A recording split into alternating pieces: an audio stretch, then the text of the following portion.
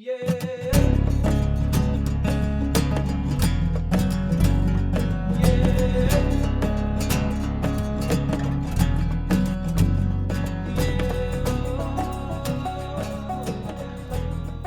to the Into the Wilderness podcast. I am your host, Byron Pace. It's the 27th of January, 2021. We are slowly getting back into the normal routine of these podcasts. I apologize for the slightly erratic release. It's been a little difficult just catching up after Christmas with Christmas and New Year with everything that's going on and the chaos of travel, etc., and not being able to quite tie up a few interviews.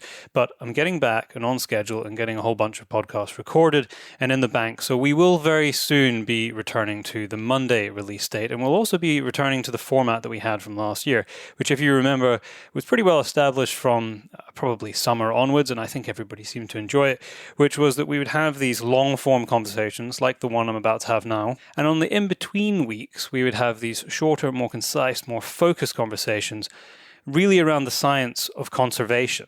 And it was very, very often with scientists, and those tended to be around 30 minutes long. But I'm always looking for your feedback, so please feel free to email me, podcast@paceproductionsuk.com. That email address is in the link. It's not in the link, it's in the bio for this podcast. The link is in the bio. And I'm always really welcoming to suggestions and feedback. You can also do that over on Patreon. In fact, if you'd like to support the podcast, then head over to patreon.com/Byron Pace, and you can have a look at the various ways that you can help support the podcast. It really does make a huge difference and is one of the things that lets me keep these shows coming. And if you don't want to do that and you don't want to sign up for a Patreon account, I have another way to do it. Head over to my website, which is just byronpace.com, and you can find the podcast tab there. And in the podcast tab, there is a donate button. So you can very simply just donate. Maybe if you enjoy this show with Tyler, head over there and donate a cup of coffee's worth of dollars or pounds or euros or whatever country you listen to this podcast from. And that will really help make the next show possible. And while we're talking about supporters of the show, of course I have to mention it, all of the top-tier Patreon supporters, which this week include Richard Stevens, Richard McNeil, Ronnie Speakman of rdcontracting.co.uk, James Marchington, the guys at South Esher Stalking, Josh Starling, Thomas Cameron, Mark Zabrowski, and the team at Galax Clothing.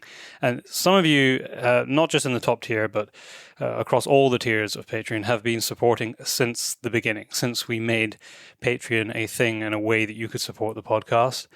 Thank you so very much. It makes an incredible difference and gives me some validation that I'm doing something right on these podcasts. So, to this week's show, we have, there's a competition with this week's show, but I'm not going to talk about it now because it was an impromptu competition that came up in discussion while I was talking with this week's guest, Tyler Sharp, who is editor-in-chief of Modern Huntsman, and it is to win a copy of the latest volume, Volume 6 of Modern Huntsman. But you just got to keep listening because he's going to tell you how to enter. We discuss it within the first few minutes of the show. It's a really varied conversation. We start off talking about seeing wolves in Yellowstone, which was incredible. Lots of debate about the hunting community and what that is and what it means. And then we really start to go through this latest volume. So head over to modernhuntsman.com and you can get a bit of a synopsis about what Volume 6 is all about. You can have a look at the front cover and get an insight as to some of the imagery that's inside it. But we do some deep dives into a select few articles, including whaling in the northernmost corner of North America. We talk about the incredible artist Nick Coleman, an NFL athlete, Jay Cutler, which if you live in North America, you'll know who Jay Cutler is, but for the rest of the world, maybe you don't. He's a rather well-known former NFL athlete. Jordan Jonas, who won the reality show Alone. There's this incredible story called The Forgotten Cowboys, which is really dedicated to the history of black cowboys who helped forge the American West, and a story that is very rarely told. We discuss the incredible photography of Frederic Lagrange, and then right at the end we give a rundown of the Field Outrider competition, which we actually discussed a few months ago when it was being launched. That and many other things. There's a lot, and I'm not going to hold you up anymore. So here we go, conversation with my friend Tyler Sharp. I was about to say, Tyler, welcome to the Into the Wilderness podcast, but I mean, you Modern Huntsmen are so integrated in the podcast now. It's more just hello. Sure. Welcome back. Welcome back. I think you've probably been on more than anybody else, actually. Maybe. Yeah. Yeah, at least 3 or 4, maybe 5. Yeah, maybe 5 times. And certainly different members of the team on the podcast. It's always great to speak to everybody. But before we get into the bones of what we're going to talk about today, which is the latest volume of Modern Huntsman, Volume 6, with this truly epic cover that I've had a lot of people message me and say, what is it? What am I looking at? And I'm not going to just think on that right now. Yeah, I was saying maybe you should do... We're going to cover that. Maybe you should do a giveaway and have somebody try to guess it. Okay, perfect. Now I don't need to intro the podcast this week. So for this week's podcast, if you want to win a copy of Modern Huntsman, you got to tell us what is this cover? Yeah. Well, we're going to release a second cover soon. So the cover we're speaking about right now is... it's red and black and white with a ripple going through it. Yeah. So, and look at I can't say try much and work. more. No, we can't. Yeah. I was trying to direct people a bit, but I really can't. You're just going to have to look at it very carefully and try and work out what it is. It might, if you own a copy, it might help to flick through it. Sure. I could say that. If you own a copy, you'll be able to get it. And if you don't own a copy, then go buy a copy. Yes. We had the great privilege of going into Yellowstone yesterday. Well, I had you live almost on the edge, but it's always a privilege, right? Sure. Well, I don't go that often. I've been gone. I was home in Texas for 4 weeks over the holidays, and I hadn't been into Yellowstone since maybe August or September. Okay. So it was different landscape then. A much needed escape for both of us. I think we've been working pretty hard the last, whatever it's been, 10 days. And I actually love Yellowstone in the winter. You know, only one of the gates is open and there's way less people. But as we witnessed yesterday, there's still a lot of activity. And wow. We had one of the better wildlife days that I've had in a long time in there. So the first time I went into Yellowstone, we recorded, I think, the day after the first time, which was about 2 years ago. I was here with my brother, and I was blown away by the number of bison I got to see. So, of course, we saw bison more than I can count. Sure. But we got to watch some wolves. Yeah. Wolves in Yellowstone. I mean, it doesn't get any more iconic than that. No, and it's one of those things where I've only seen them once, and it was very, very far away, over 1,000 yards away, and you could barely make out the shapes. And there's been plenty of times when I've been driving down the road and have seen a group with their spotting scopes and their big lenses out, realizing that's most likely what they're watching for. But usually I was on some kind of mission and just didn't want to stop. But given that you still have this childlike wonder about Yellowstone, I was like, you know what, we should go ask. And so we turned around and went back, and you rolled the window down and asked what they were looking at. And of course they said wolves. So we pulled over, and it took, maybe 10 minutes for them? Yeah, probably at least. Because when I asked, I said wolves, but they're not there anymore. They've gone over the hill.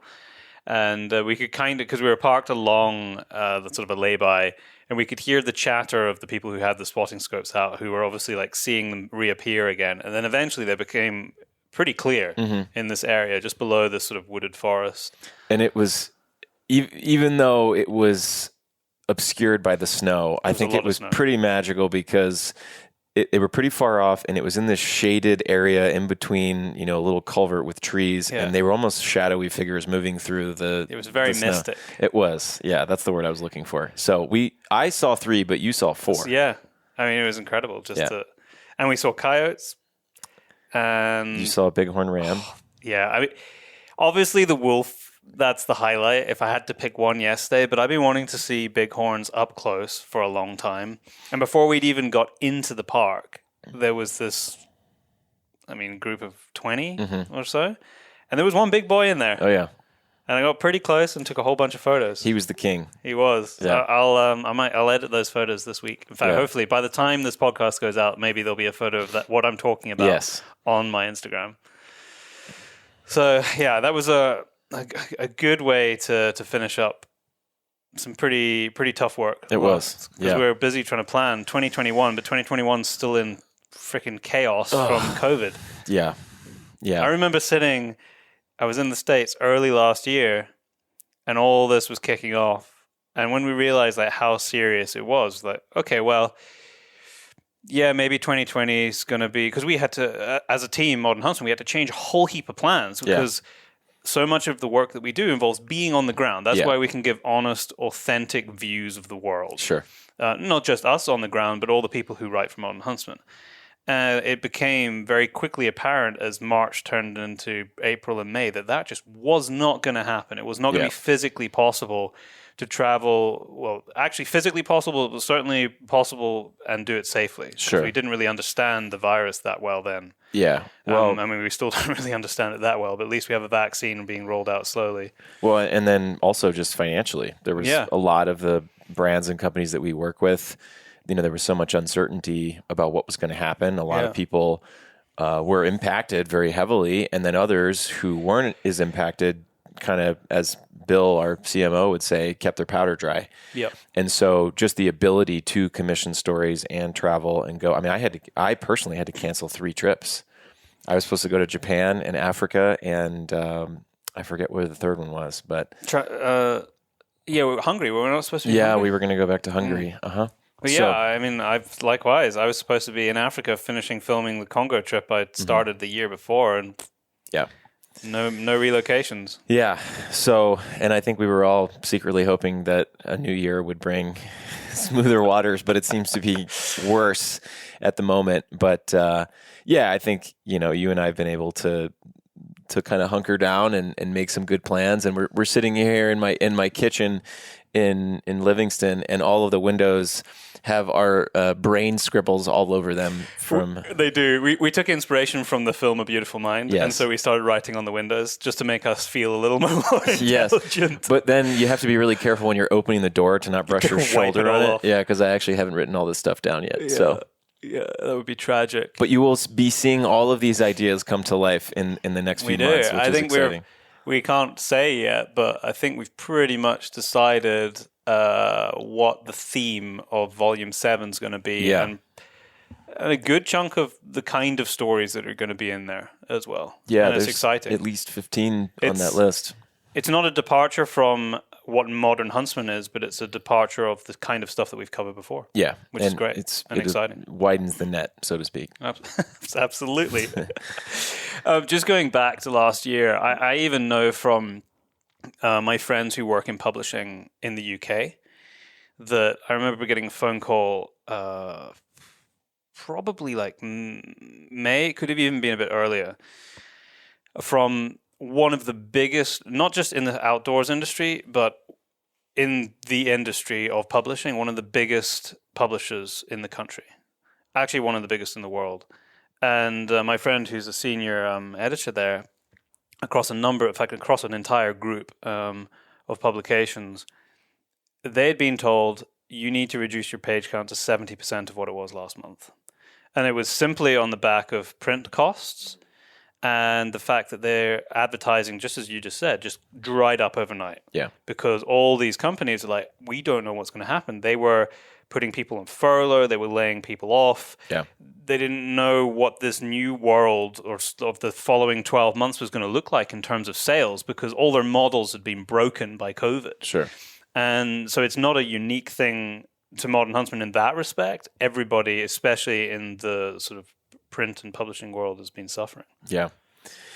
No, it's been, and a lot of it too was shipping, just unpredictability and shipping costs and shipping times. And, it's a guessing game. It's a moving target, and it's not one that's easy to win. Yeah. And I don't think we've been winning it. It's been a hammering. I saw, I didn't read the whole article, but the Royal Mail, which is our postal delivery service in the UK, they've have regions of the country now where your post is just not going to arrive on time, anything close, because of COVID restrictions, people not being able to go to work and what have you. And it's been tough to get, sure, which is so frustrating because we want to share this publication with everybody, and sometimes it takes a little bit longer than it should to get to people. But it's like, to a point, it's kind of out of our hands, which is so frustrating because we, pride ourselves on doing everything we can for the people who are part of Modern Huntsman. Yeah. And I mean, we've been talking about this a lot with the team this last week about this idea that if you are, so I mean, we're sitting at this table here. We've got copies of Modern Huntsman on the table. We've got Modern Huntsman coffee and Modern Huntsman mugs, and there's probably some other paraphernalia lying around. Yeah. If you are buying a copy of Modern Huntsman, or even following and interacting on the Modern Huntsman Instagram, or you subscribe on the subscriber list, it's not. We don't really see people who are interacting with us as customers. No. It's way more than that. Yeah, I mean, I don't want to say family. It's somewhere in between community and family, because I think that it's a shared mindset, right? What we've been doing or are trying to do is risky for several reasons. One, publishing in general. Two, kind of going against the grain and pushing into uncharted territory. And I think that it's the support and just the feedback from people who've continually supported us and purchased books or listened to your podcast or supported the artists where we do, the custom map that we did and different things like that through the print shop, that, I think that's something that has become very apparent to us in terms of 2020 and 2021 with everything that COVID has impacted us, not just us, but a lot of people in a traditional way. And it's forced us to sort of reevaluate our mission, not our mission, but just our strategy and also the business plan. And it's become more clear than ever, not only philosophically, but also professionally, that this entire operation, this entire mission is based upon our supporters. And that's something, to not have to get down on my knees, but basically to just say that, we need people's support. And even though there are brands who back us and that there's, things we do in partnership, at the end of the day, for us to be able to tell the kind of stories that we want to tell without making compromise, without, sort of bowing to commercial demands or featuring specific products. And we still do some of that stuff because there's a way that you can do it artistically. But that's what this comes down to, is that from the beginning, we've wanted to support photographers, writers, filmmakers, conservationists who maybe had a story to tell or have never been given a shot before.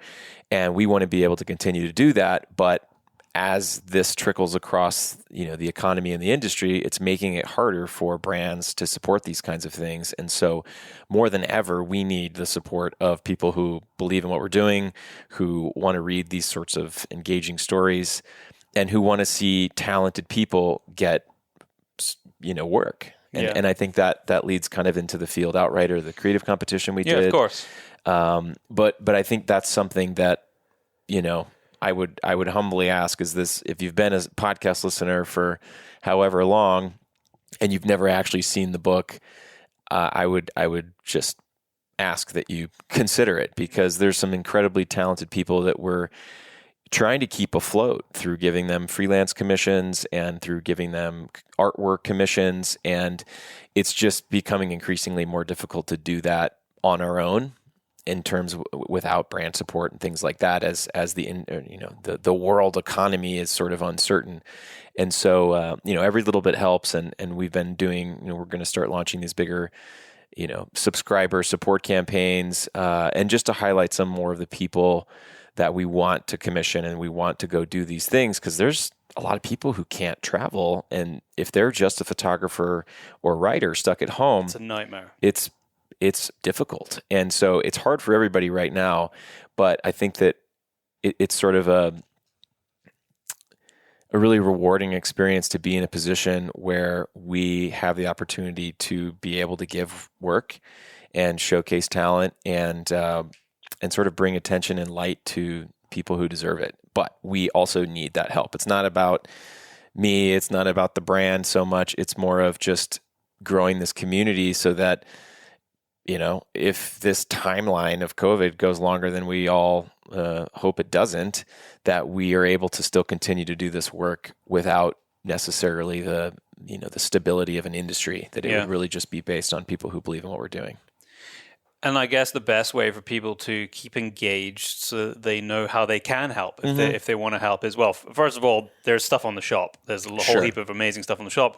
And by purchasing that, you will be able to, well, you are helping exactly what Tyler just talked about. But follow the Instagram and put yourself on the subscriber list, because anything new that's coming out, and there is cool stuff going to be rolled out in the coming weeks, then you'll know about it first. Yeah. And that's really, we're going to shift a lot of our messaging and mission to our subscribers. Not that obviously we don't want other people to see what we're doing, but we really want to give special privilege and first access to the people who actually support what we're doing on a consistent basis. So that's a whole new model we're going to roll out here pretty soon. That's part of what's scribbled all over every window in my kitchen. But that would be, it would include additional stories through digital subscription, exclusive access to things that we're not going to post publicly. And then a lot of these interesting collaborations, some of which we'll talk about later. But yeah, that's kind of the best way to we're really trying to lean into the community aspect of it and grow that. So it's modernhuntsman.com, and somewhere on the homepage, I guess, there's a it'll be a link. list. It'll be a link on the homepage. Yeah. Great. Just going back to what you're talking, you mentioned us in terms of the Modern Huntsman team and the stories that we pull in. A lot of them don't fit neatly in a traditional sort of hunting publication. That's always been the point of Modern Huntsman from the start, is to bridge these gaps and tell these stories which aren't being told. But just speaking to the sponsors that also support each volume, I think it's very bold and brave of the sponsors who have, in the same way that Modern Huntsman has been prepared to step aside and be recognized as different and kind of stick their neck out in a way, serve the sponsors. Sure. And I think a hat off to them for being part of the team as well. Absolutely. And we're talking about things in every volume which there's always a hunting connection, but sometimes it might be kind of on the periphery of the story, because we realize that there are, in terms of the environment and the landscape around us and how we kind of steward it to a more sustainable future between humans and the greater world out there, is that it's not always a pure hunting story, but we still need to be engaged in it, and we should be, and most hunters want to be. Yeah, but those stories are not necessarily being told, and I'm always so thankful of the sponsors and companies who also share that vision and are coming along to tell that narrative. Yeah, and I think that it's actually the coffee that we released. I don't know if anyone tried that yet, but we released a coffee over the holidays called Huntsman Coffee. We collaborated with Bison Union coffee roasters out of Sheridan, Wyoming, and we wrote this sort of description on the packaging and part of the branding that talked about the word huntsman in general is an old world word that meant more than just hunter. It meant somebody who knew the ways of the woods, who was a philosopher and a teacher and a poet, and it just required a larger skill set. You're describing yourself, Tyler. I don't know about that, but I think that it's just sort of a concept that, sure, hunting is part of my life and it's part of your life, but there's also a lot of other aspects to our personal beliefs and our extracurricular activities, the way you dress, the beliefs you have, the virtues you uphold, those kinds of things go beyond just the hunting industry. And so that's really, I think, what we've been able to do, especially as we partner with other brands, because a lot of brands have specific brand guidelines, right? They have an audience, they have a tone, they have certain things they can talk about and cannot talk about. And I think that through our ability to communicate with these brands and understand who they are and what they're trying to do, we can kind of help expand their voice and mission in areas that they may not be able to do through their own channels.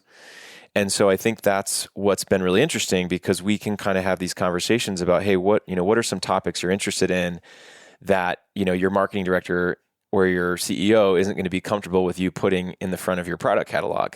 Well, let's put it in our book. And have it be presented by, and then that's a collaborative process that we can kind of talk through. But I think that just that idea of, Ryan Holm, my good friend who's the marketing director of Mystery Ranch, I think part of the reason that we've developed this great relationship and an ongoing partnership is because we're both kind of hunting misfits in a way, that we are both hunters, but we don't necessarily fit into the box of the industry per se. And I think that he appreciated our efforts and intentions to kind of, I don't know what the right word is, shake the tree a little bit, or just kind of create a different path. And also, in my mind, it's being authentic to who you are as a person rather than feeling like you have to follow everyone else. Yeah. So I don't know. I think that just carving a new space, what are those? The Venn diagrams where the circles overlap. Yep. We've kind of drawn a new circle where some of these overlap, and maybe that circle can move further or closer into the other ones depending on what we're talking about. But yeah, I think that's been, not an advantage, right? But that's been maybe a unique pursuit of ours to be able to talk about overlapping things like that. Yeah. Before we get into the book itself, this volume, I think it might be quite interesting, because it's been such an amazing process this last week, to tell people listening who read Modern Huntsman, even people who haven't yet, what our kind of creative process is like. We were sitting around, because of being times of COVID, it was a very small team, but we were all sitting around the table and we were talking about the next volume and how we actually go about deciding a theme, but more than that, how we go about brainstorming to work out what's going to be inside a volume and what's important. Sure. So much of it's organic. It's kind of almost difficult to explain, but we've had a running list of potential themes for a while now, right? And I think this next one that we're discreetly discussing has been one that's been pretty high on the list. Mm-hmm. And it's kind of a mixture of current topics, I would say, from a lot of your research and digestion of science papers that you're reading. What are pressing concepts and pressing issues that we need to discuss? It's also, there's kind of a social element to it, right? What are things that maybe the industry isn't talking about that we should be talking about? And then artistically, it's also which direction are the scales tipping in terms of stories that people are submitting to us, or potential brand partners who've said, hey, we would love for you guys to talk about this or that. And when you do, let us know. And so, it's kind of a moving target in that regard. But I think, as with most of our books, when we kind of lay those on the table and we all have rested enough to think about producing another book, that it becomes pretty clear which one it should be. And we were kind of all in agreement with this. And you and I had discussed it on the drive from Texas back to Montana. Yeah. So we had a lot of time to kind of talk through ideas and came up with a lot of good ones. And from there, it's sort of, a lot of your ideas are science-based. And so we have that core of, let's call it credibility. And from there, we started to kind of define these buckets. All right, well, what are the more artistic stories? What are just the fun adventure stories? Adventure fishing stories. The ones, there's always a place for that. Yeah, or just an adventurous hunt or whatever it is, because the ones we read about when we were younger, or oftentimes the stories that got people interested in hunting or fishing or outdoors or camping or whatever it is. And so we try to find a balance there, but then everybody kind of brings their own take to the table. And I think between Bill and Katie Marchetti and Helena and you and I, and then some of our team remotely was kind of sending in some ideas that, we at least have a really good foundation for what we want to start pursuing. And then it just sort of, I don't know, that's where it becomes organic, where we sometimes we put out a call for entries, but we don't necessarily have the bandwidth to handle a massive flood of emails. People, yeah. And so if you've sent us ideas and we haven't responded, I apologize. It's mostly Byron's fault. Of course. They do all get read. We will get back to everybody at some point. We're working on that. Fighting fires. Yeah. I think one of the things that was really interesting to me when I first came in, and there was story ideas being discussed. At that point, it was mostly remotely on calls because we were on different states or in different parts of the world. Is this this layout of the kind of stories, or maybe even more refined ideas of stories that you want to pursue as part of the volume, but then it's the process of actually finding the right person to tell that story, the right writer, the person with the eye of photography that fits that story, and I think that's a process which, certainly in terms of the publishing I'd been involved in over my life before Modern Huntsman, didn't exist to that extent. Like going into that, not in the outdoor space. Sure. I know it exists in the wider world, but there hadn't necessarily been the time, I think probably because of the very quick turnover of monthly or weekly publications or whatever. Maybe it goes down to this grassroots care of the stories that we're also trying to tell. But I really appreciated that, because we try really hard to make sure that we found the best person possible to tell that story. And within reason, too. I think that in a perfect world, we would have, creative and art direction on every story. Yeah. But the reality is there are budgetary and timeline and now travel restraints that we kind of decide from the pool of stories which ones do we want to put the most weight into, and then from there, we kind of have this, let's call it a stable, a roster of talented people that we pull from. A lot of times we'll ask, hey, what do you have going on this year, or where are you going, or what are you doing? And then there's also a lot of people that we just admire that are kind of aiming for the stars in a sense. And miraculously, I'd say 3 or 4 out of 5 times they respond. And not only respond, but when they actually see the book, they say, "This is great. I would love to participate and publish my work through your channel or your book or whatever it is." And so I think that's it's definitely something we want to continue to do more of, is that sort of planning and creative and art direction per story. But until things open up travel-wise, it's pretty difficult to do. So let's dive into this volume. Okay. So we've been talking a lot about the creative process of stuff going forward and the way that we've done it in the past. But we actually have a very current volume. I mean, this only really released not that long before Christmas, and we're only now at the start of January. So with all the chaos around Christmas and New Year, there's probably quite a lot of people who don't have their hands on this yet. So we've both got, first off, we described the cover of the volume that you have the chance to win on this podcast. But on the table here, there's actually 2 different covers of the same volume. Sure. Explain this to me, Mr. Sharp, because this isn't the first time you've done this. No. So volume 5, if you got that, we released a second edition, an artist edition cover that came with 2 prints. That was a collaboration between our good friend Chris Douglas, who's a Western photographer out here in Montana, and Danny Vergas, who's a Spanish watercolor artist. And he had done a lot of illustrations in volume 5. But the artwork that we commissioned that is also on our Huntsman coffee mugs. And we both got Huntsman coffee mugs. We both are drinking out of the mugs. So we released a second edition cover. One, because it's something that, a lot of fine art book and limited edition book publishers do, that we just think is a really cool concept. There's kind of these collectible covers.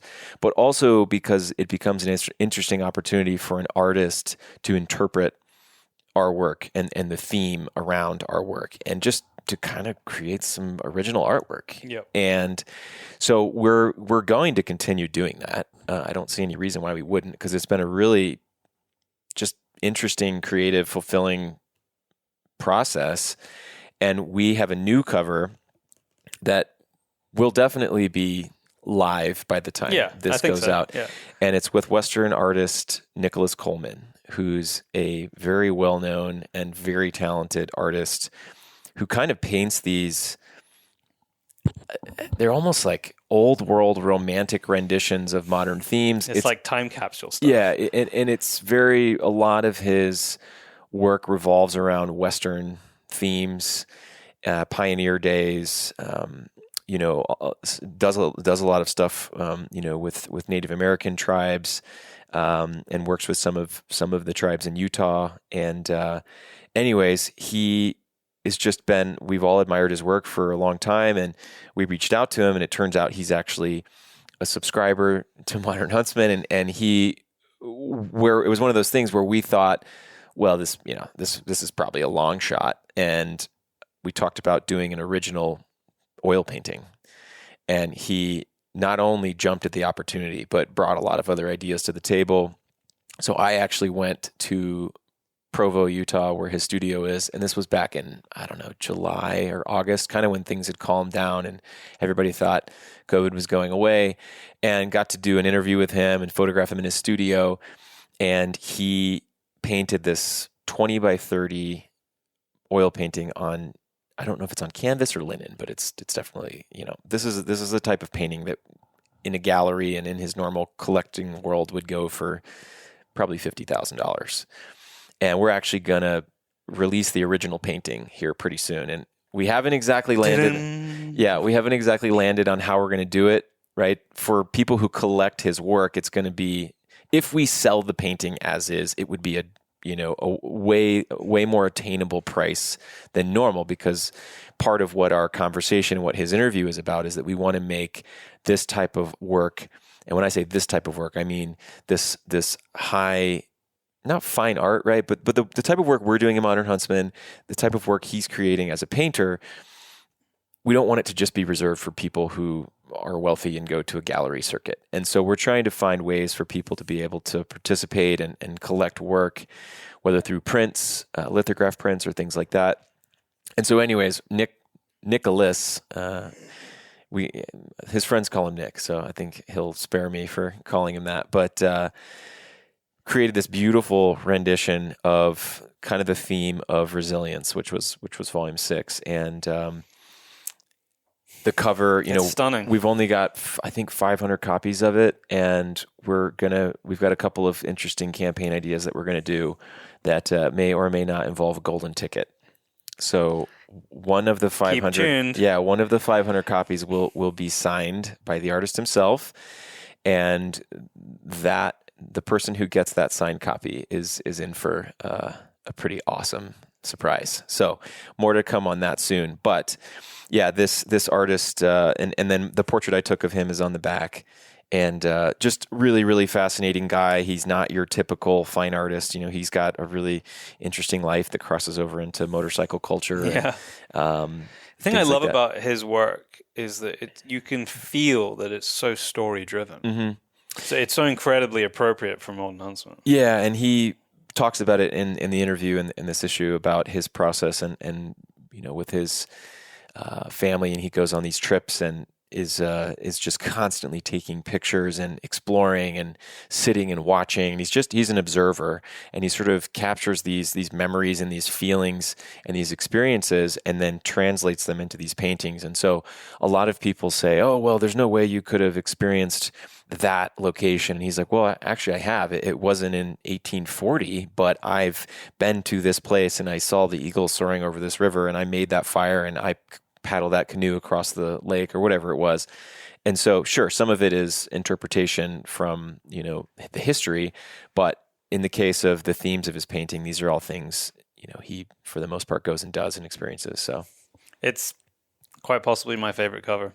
All right. I really, really love that. I mean, it's hard to pick, but when I saw that land, because the first time I saw it and actually had it in my hand, it was only 2 weeks ago. Mm-hmm. I was just like, oh my. Yeah. It really is beautiful. It is. It really is beautiful. Yeah. Thanks, Nick.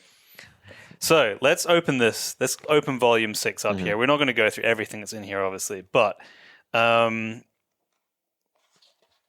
picture of the opening spread, elephants, which was taken in the black and white image at the start, which was taken in Namibia, the end of like 7 years of drought. They actually had quite a lot of rain last week, which is really great to see. But the first story that I wanted to flick to was This opening whale hunting story. Yeah. Now we've covered. It was a very, very different story. We covered whale hunting in the previous volume, volume 5, and it was a story that I wrote, which was based on a film called The Islands and the Whales. Actually, sorry, it's not the first story. The one on Christensen Arms is. It's the next story. Yep. Visions from an Ancient Exchange. Yeah. How did this come about, Tyler? Because this is, I mean, the imagery in here is stunning. The story is like from another world, and yet it's happening now. Like, this is current time. It feels ancient. So Elias Carlson, our design director, is friends with Keely Yu-Yun, who's I don't know if it's the correct term to say he's a National Geographic photographer, but he does a lot of work for them. He's on a grant, and I believe that he initially was on location for them, and he's been embedded in this Alaskan, I don't want to butcher the name, but Inupiat is I believe how you say it. It's an Alaskan whaling community, and he has spent many years. I think it's 5 or 6 years. I thought I was going to say 7 or 8 seasons where he actually goes and shadows. He's become part of this community, and they trust him. And he actually not only is documenting this process, but he's actually contributing to the whaling effort. And it's a really, really fascinating story about just an ancient hunt and an ancient way of interacting with nature in modern age. And it's it's a different take because he's more of an observer, and I don't know, the level of spirituality and the level of, there's a couple of parts in the story where they're talking about some of the guys having dreams about certain things, and that ended up coming true. And it's a very animistic kind of very much so, relationship with the whales. And I think that most people, when they hear the word whale hunting, would immediately be appalled. Recoil, yeah. But I would challenge anyone to read this story, and I would find it very difficult to feel opposed to the sort of respect and symbiosis that these people have with these whales. And I think that one of the most interesting parts of this story was they were talking about in the 70s, late 70s, early 80s, this group of, white researchers came in and basically like, hey, we're going to do a census of the whales. Yeah. And they had this, they were basically just counting whales that were surfacing, and they said, okay, well, we think that there's 700 or 800 here, because that's what they counted. And the elders of the tribe basically kind of shook their heads and were like, you're off by an order of magnitude, is what they said.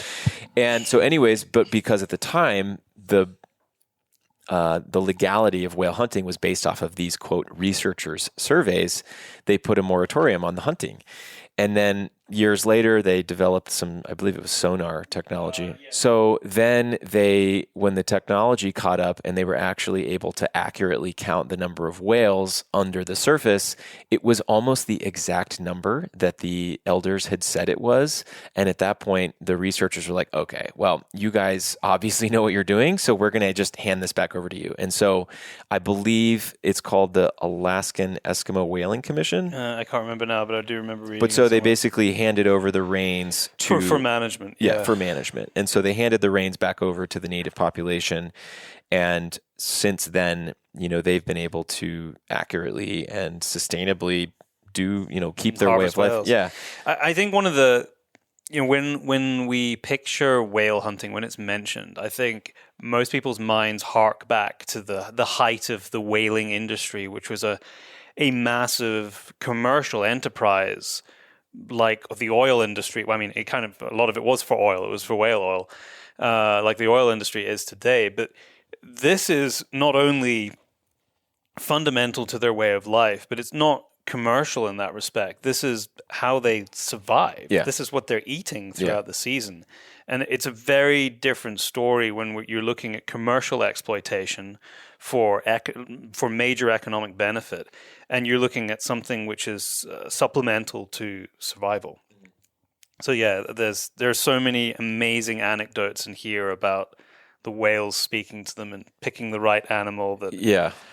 You just have to read it because I don't want to butcher it because it's written so beautifully. It is. And the photos are haunting and beautiful. And yeah, Keely's an incredibly talented photographer, and we certainly hope to publish more of his work in the future. If we flick on a little bit more, we have this story, North Star. Yep. Which was, we just mentioned Elias, but he did the photography on that. It was all shot on film, actually. Yes. And the great Jack Evans was the man who penned it. Yep. Yeah, so Jordan Jonas was the winner of season 6 of the show Alone. Mm-hmm. So I don't know if anyone are survivalist reality TV fans, but yeah, Jordan was the one who successfully killed a moose with a bow in the Canadian tundra, Arctic frozen landscape. And it's just, and it's interesting because it touches on the same themes we talked about in Volume 5 with some of the Siberian, what was that? I can't remember the name of the tribe now. It's been so long. That we did with the Villerslev brothers that lived in in Russia. So he also spent time in the same region as we had illustrated in the last issue. But it's very interesting to go into his mind and the sort of meditations and entertainment that he had to pursue to keep himself healthy, sane, and busy during a survivalist situation like this. And obviously he ended up winning, and that comes with prize money and fame and all of that. But now he's sort of teaching these survival courses, and he's kept pretty busy with that. But it's a very, very interesting story. One of the things I loved about this sort of deeper insight into the person is that you imagine these, and I haven't watched many of them because the kind of reality TV is not really my thing, but you imagine this like a Naked and Afraid or Alone. It's going to be big, burly, normally dudes, but there's been lots of women. In fact, is it in this volume? Yeah, Laura Zara. Yeah, she's in here too. So we can talk about that in a bit. But actually, so much of his ability to thrive in that environment was his sort of psychological standing that he had. Yeah. Obviously, there was a skill set too, but his ability to tackle problems in a very calm manner when a lot of people would be freaking out is why he thrived, why he was resilient. I think that what it came down to, and he talks about it in the story, is that a lot of people are just hoping to outlast, right? That, I can just... What did he call it? Starve fest or something? Yeah, where people just think, okay, I can suffer longer than the other person. But he went in there with a different mentality of, I'm going to settle in and prepare to be here for a very long time and thrive, not just survive, but to thrive. And he did that, and better than anyone. And there's a pretty brutal encounter he had with a badger who kept trying to steal. It was a wolverine. A wolverine kept stealing some of his moose meat, and he rigged, which he had worked so hard to get. And he rigged all these traps and alarm systems, and eventually ended up shooting the wolverine with a bow. He pinned it to the ground with an arrow and then clubbed it with the back of a hatchet. Which I don't know if you've ever encountered a wolverine. I know. I know what they look like. I think they're one of the most amazing animals on the planet. They are scary as hell. They're scary as hell. And so anyways, and he looks like such a just gentle person. Yeah. And to just hear about him surviving and being just badass, pretty much. Yeah. So it's definitely it's a great story, and the photos that Elias shot are equally as beautiful. So we skip on a little bit more. I was looking for a page number so I could direct people. It must be so like 100, 101. The Forgotten Cowboys. Yep. How did that come about, and what was the sort of impetus of shooting that story? Sure. So I forget how it came about, but we were just Epic Provisions sponsored this story, and it's about.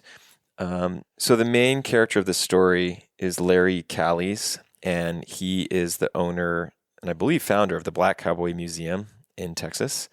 And so this is kind of about him and the lengths he's gone to sort of highlight these amazing characters that are oftentimes overlooked or not appropriately highlighted in the history of the American West. And he just kind of has created this museum surrounding some of these just tough as hell black cowboys from back in the day. And we felt like it was appropriate timing. It just, again, an organic, serendipitous, the story just kind of showing up at the right time. And it was written by Emile Zenobia, and Tito, our creative director, his friend Idris Solomon was a photographer he met at the Eddie Adams workshop. So it was definitely one of those things where, we wanted to make sure that we had, the right voices telling the story, and it's super fascinating. And I think we all learned a lot from this. Absolutely. And, I think that you've probably, if you're into Western history, you've probably heard some of these names from these cowboys. But it's a really interesting story, and it obviously departs from some of the hunting that we normally talk about, and it goes more into social equity and history and revisionist history, whatever you want to call it. But it's fascinating, and these characters, and especially Larry, deserve to be upheld and kind of given the mic. And so it was really cool to get to participate in that, and just kind of show a different side of some of the stories we may have heard. So yeah, I think I did first edit on this.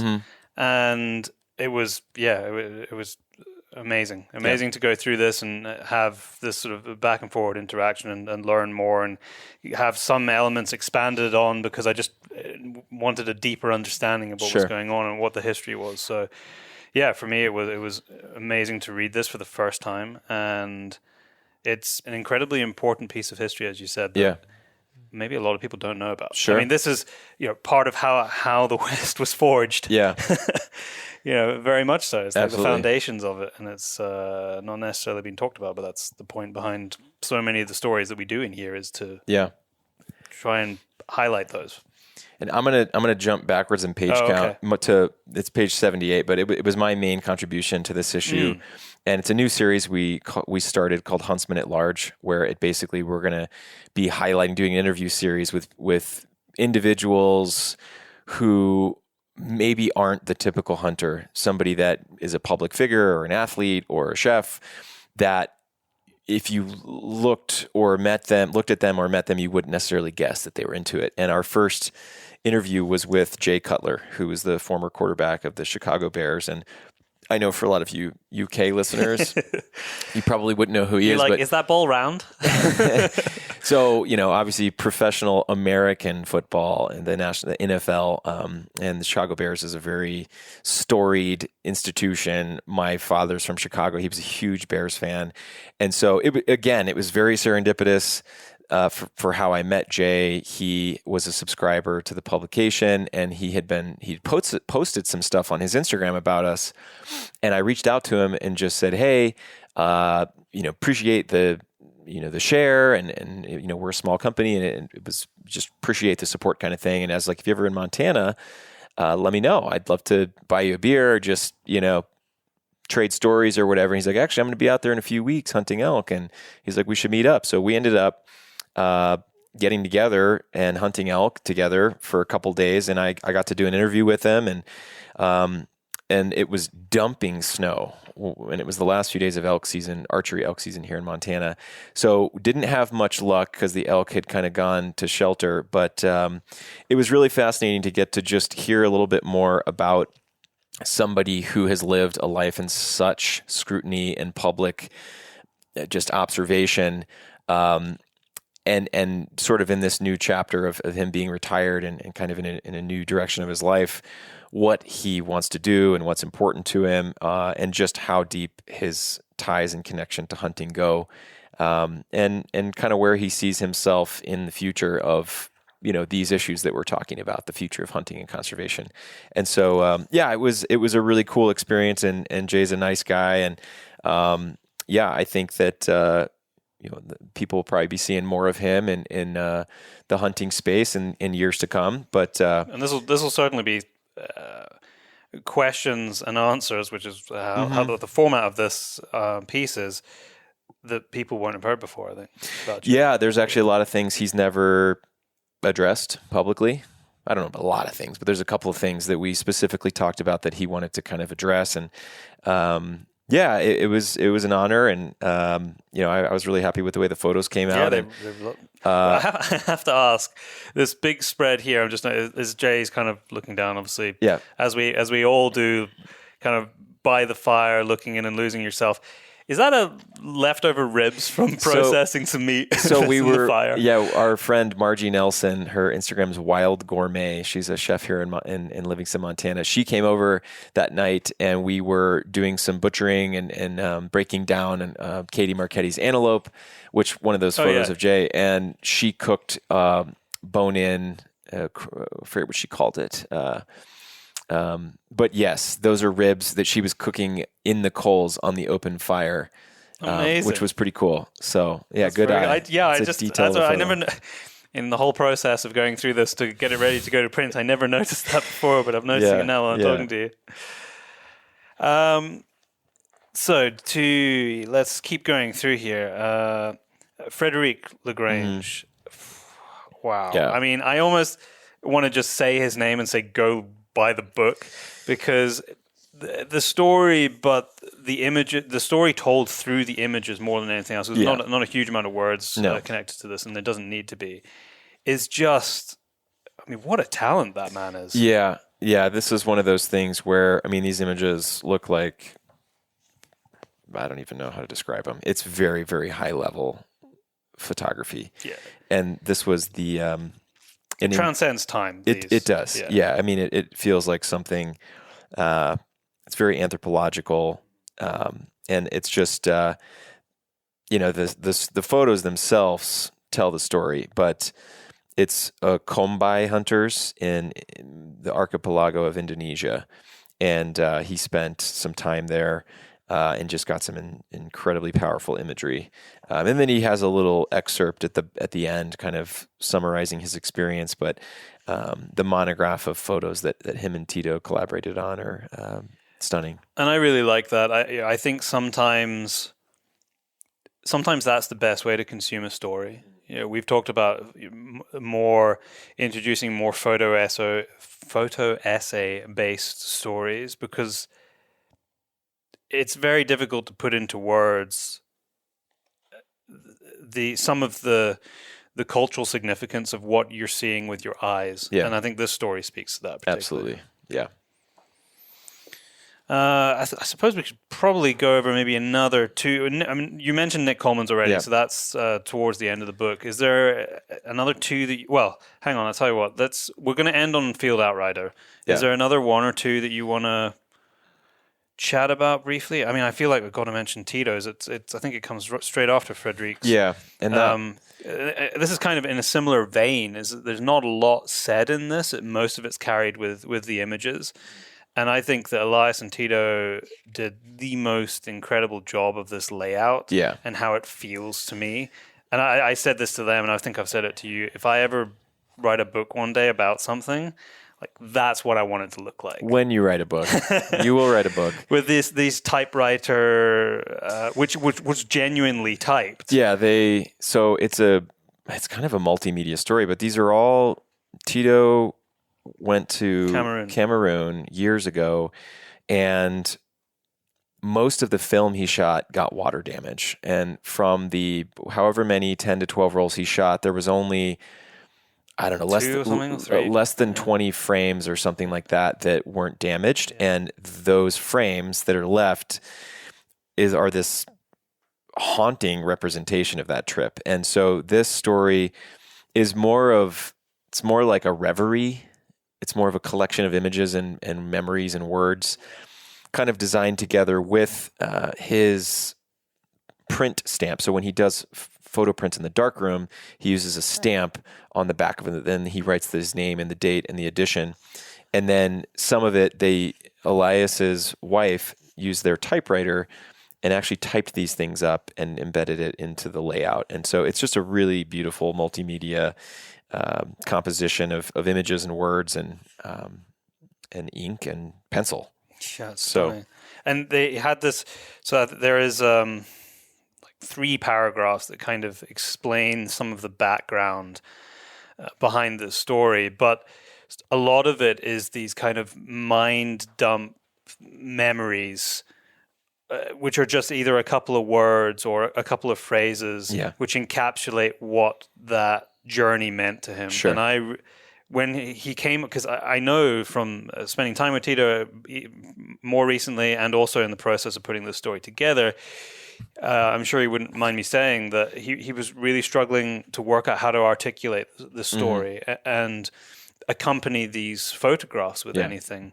And when he came up with this idea of just encapsulating phrases and words, that is what sprung to mind as he's recounting this in his memory, and just present that to people to absorb. I love the idea, and it couldn't have come out better. Yeah, I agree. Field Outrider? Yeah, let's do that. Yeah. So we talked about this, just for people on the podcast. We mentioned in the process of these submissions, right, in the couple of weeks before, for this big call for people to enter this very unique competition that hadn't really been done before. And a lot of the shortlisted entries and the winners are now in this volume. Yeah. But just remind people, Tyler, about Field Outrider, why you and the team at Modern Huntsman wanted to do it and what the purpose of it was. Sure. So kind of in response to a lot of the conversations around the lack of diversity in the hunting and outdoor industries, we just wanted to address that in our own way by kind of opening up the door and kind of extending an open invitation and say, we want to see more work from more voices. And so we launched this competition. We assembled an incredibly star-studded panel of judges. Yeah, it was crazy. I mean, Heidi Volpe, who's the director of photography for Patagonia, was one of our main judges. Chris Burkhardt.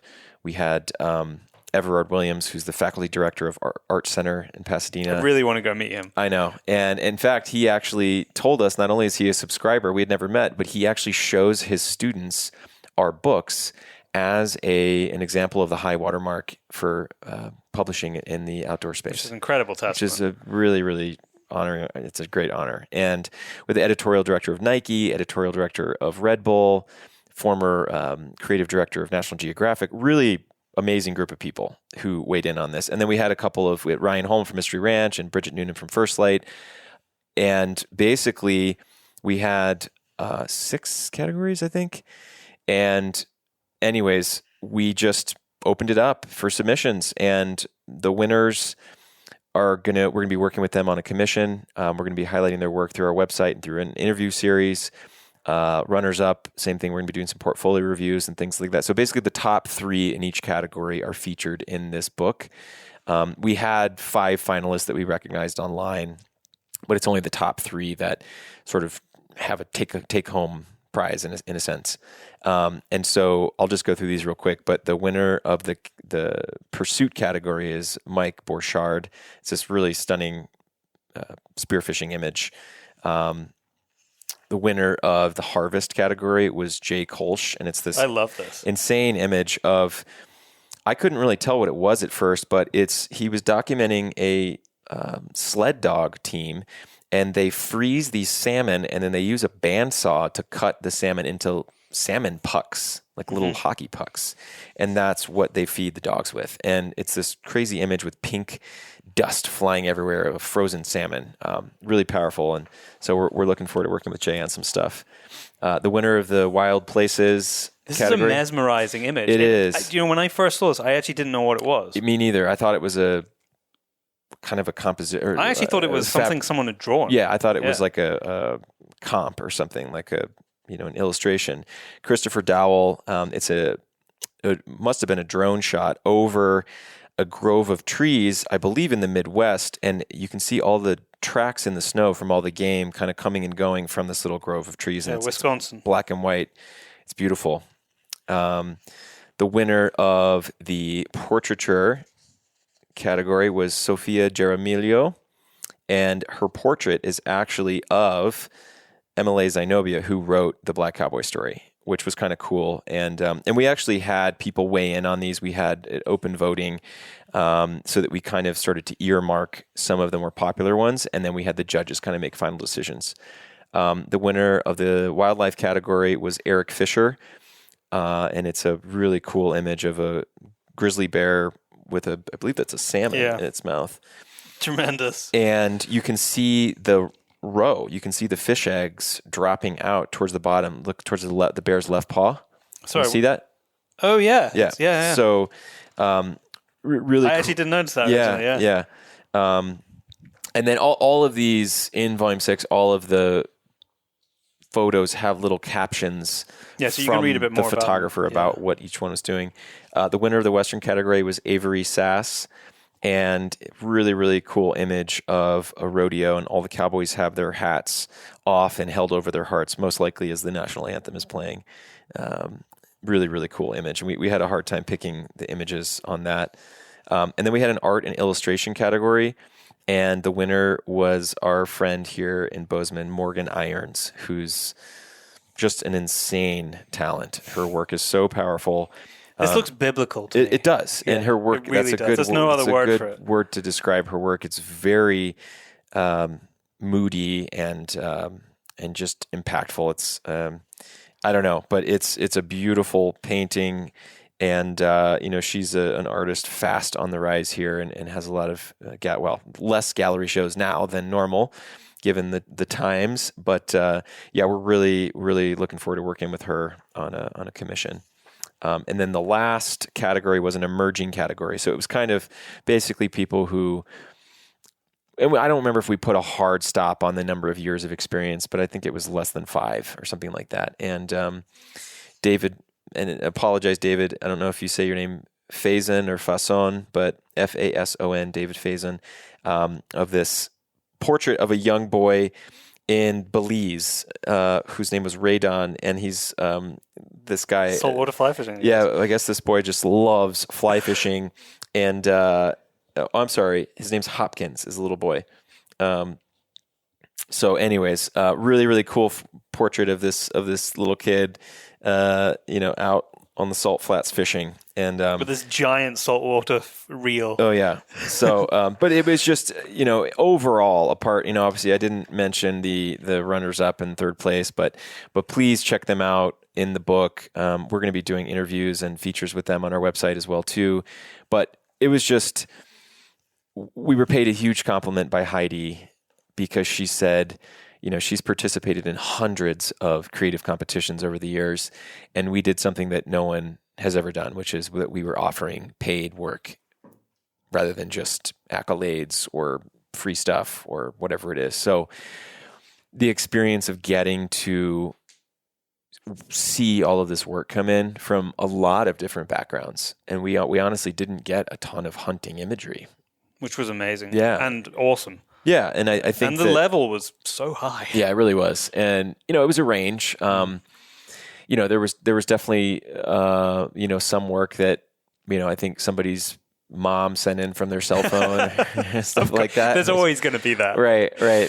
But still, we appreciate everybody's participation, and we actually charged an entry fee for the very reason that we wanted to make sure that the work submitted was at least taken seriously, but then at the same time, that money helped us kind of create a pool of that the money we raised through the application fees is the money we are going to use towards commissioning the winners. So, we still have to continue to fund that in an ongoing way, which goes back to our earlier conversation about, you guys, listeners, being able to support us and what we do and the work we publish ultimately helps us continue to be able to support these artists. And I just think that's something that's really important to do. And there really aren't that many people, or really anybody, doing it in the hunting space that I'm aware of. People do that in other industries and things like that, but we're also trying to cross those industries over. Yeah, absolutely. Yeah. Tyler, it's great to speak to you. It's great to spend some time with you in person again, because it's been too long, because it's been so difficult to move around the world. When we finished volume 6, I felt so good about it. I felt so good about the team synergy, about the amazing writers that we'd pulled in to tell these stories. And when the finished file went to the printers, I really felt like I could sit back and be proud that it was the best volume yet. And that's not to diminish any previous volumes, but I just see that as anything that I try and do, as well as anything that the Modern Huntsman team are doing, is trying to make it a little bit better than the last time we did it.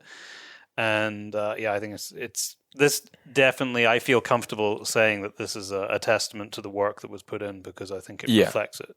Yeah, and jokingly, we always say, "Oh yeah, this is the best one we've ever done. I don't know how we're going to outdo this." Well, somehow we continue to outdo it. But this one in particular is I'm incredibly proud of. One, because of the level of, and I say this, I hope it comes off humbly, but the level of excellence that we achieved in this one is beyond what we've done before, and that's not a testament to anything other than everybody bringing the very best of what they had to offer. We had a lot more, streamlined collaboration. We improved our process. I feel like the level of contributors that we had were just on a different level. And and it was also kind of miraculous how quickly we were able to produce this, given the obstacles and delays and shoots and shipping and printing and all kinds of stuff. And it was a Herculean effort to get this one done on time and at the level that we did. And I'm incredibly proud of it. And like I said before, I need a little bit of time after each book to not process, to not think about it and to sleep a little.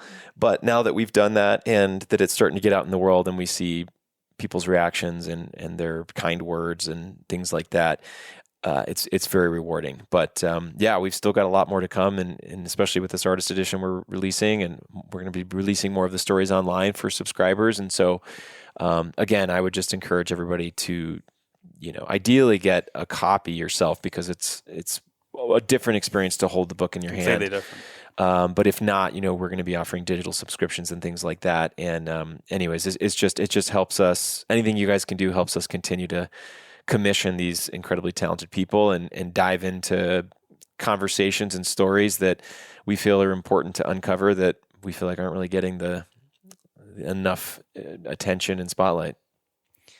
Tyler, thank you for hosting me once again in Montana. Absolutely. I know it won't be too long before we podcast again, probably maybe after volume 7. Yeah, let's do it.